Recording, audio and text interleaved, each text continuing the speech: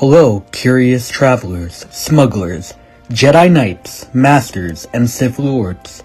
Welcome to Tales from the Outer Rim. Today will be the first of many videos that we are doing in a series.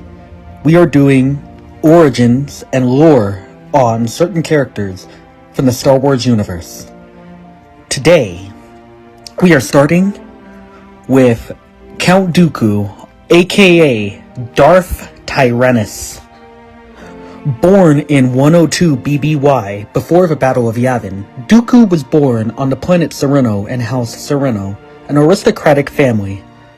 Dooku's father noticed that he was Force-sensitive, and his father's hatred towards this drove him to neglect Dooku, even leaving him in the forest for dead. He was discovered by the Jedi and taken into their order. He went through numerous different experiences in the Jedi Order and gained a very quick reputation. He and his friend Sifo Dyas were both very, very mischievous Jedi, even breaking into the Jedi Archives restricted area to view some dark side artifacts. They were caught by the Jedi librarian at the time and were promptly given discipline. This caught the eye of a Jedi Master in the Order named Master Kostana. Master Kostana noticed Dooku's fascination with the dark side even after she tried to tempt him, which led him to fighting her and almost slaying her. This caught the attention of multiple Jedi and led to Dooku having a bad reputation in the Order. This translated to the day of the Youngling selection. He was passed up by every single Jedi Master except for one. Grand Master Yoda entered the Youngling ceremony and chose Dooku as his apprentice, which was considered controversial because it has been some time since Yoda took an apprentice, especially not one like this, considering the reputation he gained. His prestigious upbringing and his natural charisma made him stand out, although Dooku often struggled with the rigid Jedi code, particularly the Jedi's detachment to personal attachments and their commitment to politics. Dooku eventually reached the rank of Jedi Knight and then Master. He was a very powerful Jedi Master, training noble apprentices including Qui-Gon Jinn.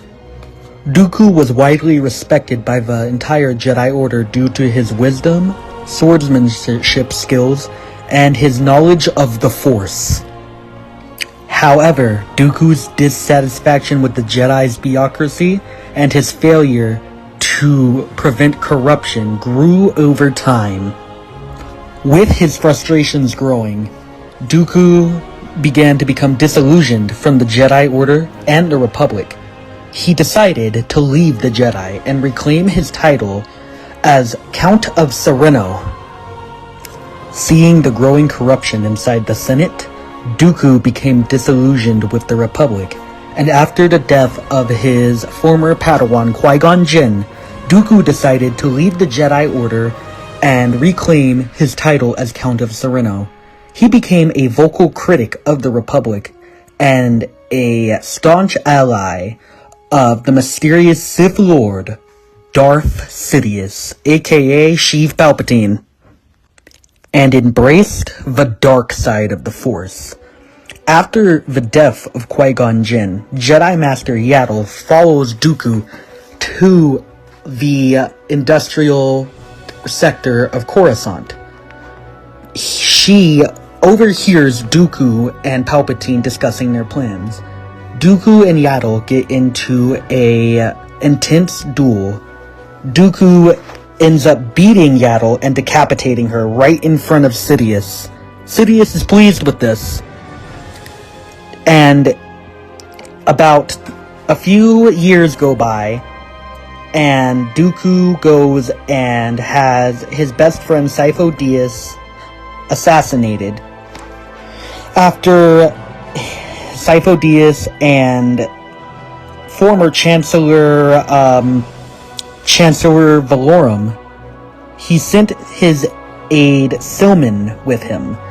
Dooku shot down their vessel on the Pike homeworld of Obadiah. He contracted the Pikes to do this, and then made his way to Kamino and took over the production of the clone army.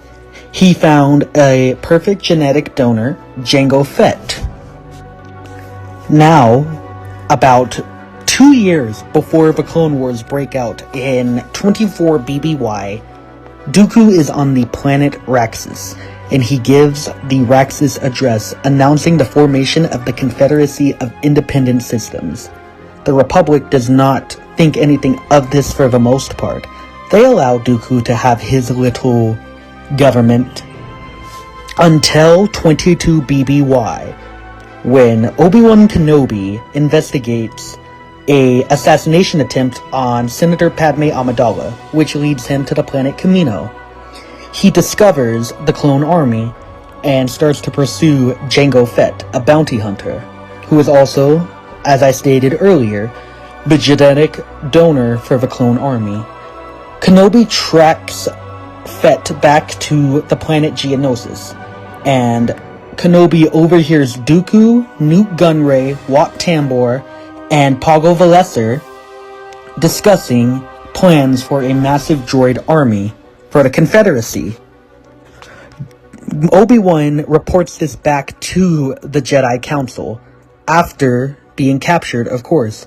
He has to have his message rerouted to Coruscant by Jedi Padawan Anakin Skywalker.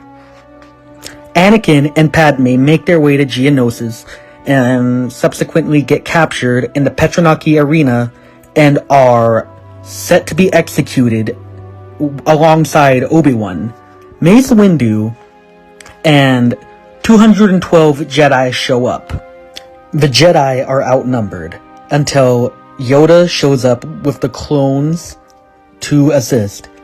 Windu decapitates Jango Fett and has an opportunity to take out Dooku, but is unable to seize the opportunity. Dooku, in all of the chaos and confusion, runs to his ship that is in a Geonosian hangar. Obi-Wan Kenobi and Anakin Skywalker engage him. This is when Dooku dismembers Anakin's hand. Yoda shows up to assist in the fight. Of course, we know that he is beaten by Dooku. Dooku takes his time to manipulate political systems and civil unrest in the galaxy, essentially putting Palpatine's plans into motion earlier than expected. This includes implanting inhibitor chips inside every single clone trooper to eventually execute Order 66, which would wipe out almost every single Jedi in the Order. For the most part, as Darth Tyrannus, Dooku operated in the shadows, learning from his master. They participated in many acts in secret, including trying to manipulate Yoda on Moraban during his training with the Force Priestesses. Unfortunately, Dooku would finally meet his match after several duels with Anakin Skywalker, driving Anakin to actually become a better duelist until the fateful day aboard the Invisible Hand during the Battle of Coruscant.